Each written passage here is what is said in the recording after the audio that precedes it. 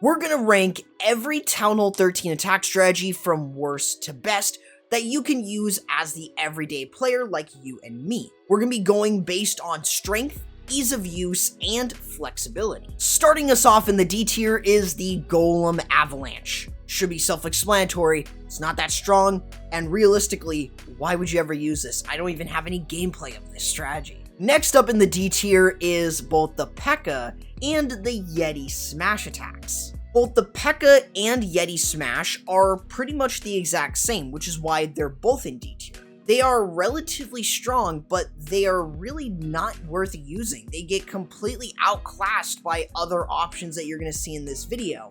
You have to protect the super wizards, and if you don't, the attack is dead.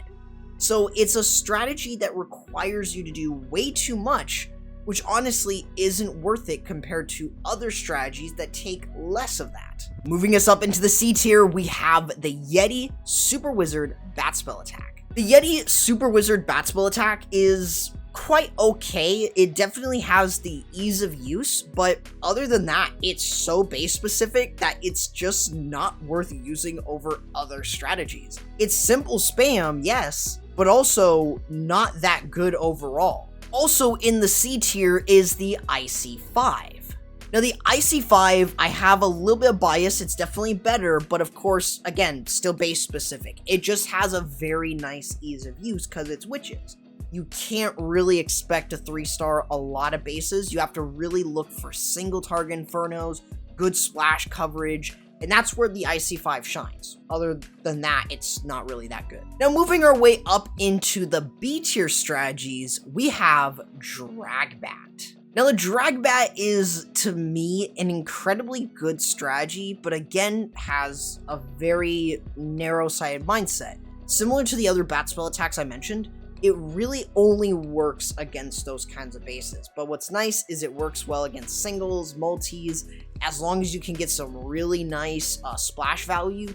It's a really good attack, and what's nice is you don't have to worry about walls. So that is another thing that holds the other two strategies back that doesn't hold the Dragbat back. Another strategy that still remains in the B tier is Electro Dragons. Electro Dragons are definitely a strategy that are a bit meh at Town Hall 13. They're not as strong as higher Town Hall levels, but what's nice is that they have the ease of use. They're a little bit more base dependent, but not as much. So Electro Dragons are definitely still a good unit. I just wouldn't recommend them over other strategies. Another B tier army is going to be the Queen Charge Dragon Riders. Now the Queen Charge Dragon Riders, I've honestly haven't seen in a long time.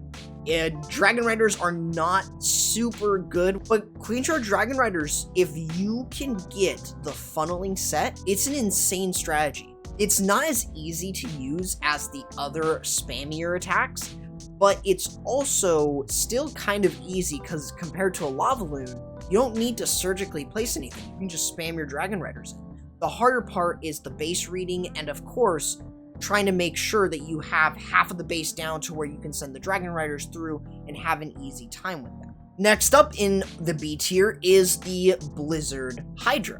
Now the Blizzard Hydra is honestly kind of a toss-up. It's a good strategy, but it kind of requires you to look for the right base.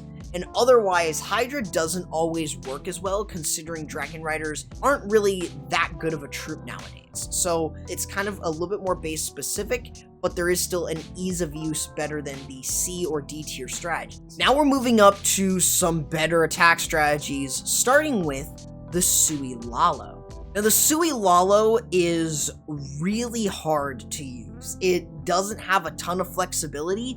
The only thing that holds it back is that most players are not going to be able to get the most value out of it, and otherwise it's very hard to use in a more casual player's hands in comparison to a more pro level player. Also in the A tier, another very strong Lava Loon, the Super Archer Blimp Lava. The Super Archer Blimp Lava Loon is another really strong attack strategy. The only thing that holds it back is similar to the other ones. it's just really hard to use. It's a little bit less base dependent, but still extremely hard to use because you're Laloing with no spells. Another very dominant strategy in the A tier is the Zap Lalo. Zap Lalo is kind of similar to the Sui Lalo. It's a really difficult strategy, but it's a little bit easier because you have lightning spells.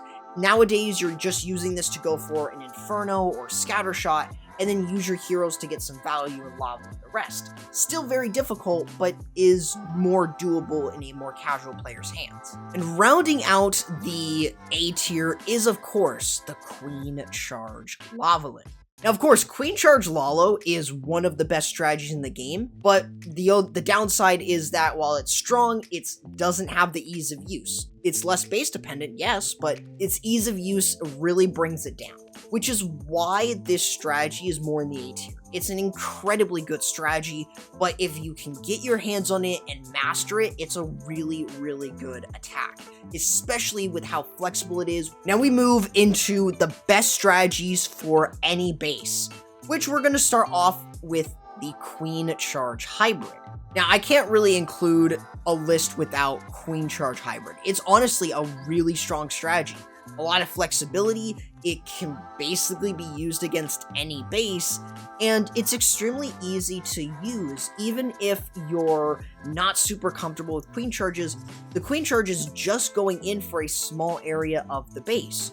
And if you can get much more off, then that's even better. It's a really simple strategy because it's practically just Queen Charging for pathing, removing the enemy clan castle, funneling the other side, and then just spamming the rest of your troops in. There really isn't much to it, and at Town Hall 13, Queen Charge Hybrid has a ton of flexibility. It basically hits its peak here.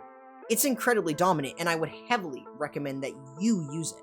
Next up in the S tier is another very dominant attack strategy that's very easy, the Super Witch Smash. Now, Super Witch Smash is definitely an incredibly strong army. I don't really recommend it nearly as much as others, but it's strong, its ease of use is extremely easy, and it can work well on almost any base design, to be honest. It's a very good army. Its only limitation is, of course, it's slow. So you might get time fails with this, but it's still a very strong army at Town Hall 13 since you don't have to worry about a Town Hall poison. It's really flexible with different entries like the Flame Flinger, the Log Launcher. You've also got the Siege Barrack that you can use, and there might be a chance where you could use Lightning and the Battle Drill. So there are some options that you have at Town Hall 13 to your disposal for the Super Witch Smash. Another incredibly strong S tier strategy that is very similar to the Super Witch Smash is the Super Bowler Smash. Now, I might be a little biased, but Super Bowler Smash is very good. It has a lot of flexibility. I have covered this so many times that Super Bowler Smash is honestly so good. It's not as base dependent as many might believe. It's really good with different siege machines like the Siege Barrack, the Flame Flinger, or even the Battle Drill, but it can work incredibly well, and it has it has a low skill level, which basically means anyone can use it. It's that easy. It's really good. The Rage and the Super Bowlers, that combo is insanely broken. And with the use of the healers staying on the Super Bowlers, they're 100% not going to die as frequently. So it's an incredibly strong strategy that I would recommend on almost any base design. And of course, the best of the best strategy in the S tier is the Blizzard Lavalu. And of course, Blizzard Lalo is honestly the best strategy. It's extremely strong. I mean, I've seen this everywhere. Alongside that, it's pretty easy. It has a lower skill level compared to other Lavaloon attacks because Blizzard is really that good. It's less base dependent, mostly because it can be used on pretty much any base. Ring, box, it can anti-3, you name it. It can work insanely well because the Blizzard with a hero dive into a Lavaloon gets just a crazy amount of value, and there's very little investment that you're actually putting into the strategy, where you can have a lot more with the Lavaloon portion. Just the Blizzard Lalo, hands down, is really strong all across the board, which is why it, to me, is the best strategy in the entire game for Town Hall 13. So that is the tier list. Feel free to get a screenshot. If you do, make sure you get my face in there too. Otherwise, let me know what you guys think about this tier list, and would you make any changes? Alongside that, would you like to see this for a more casual player's perspective for other Town Hall levels, going from Town Hall 9 all the way up to possibly Town Hall 15?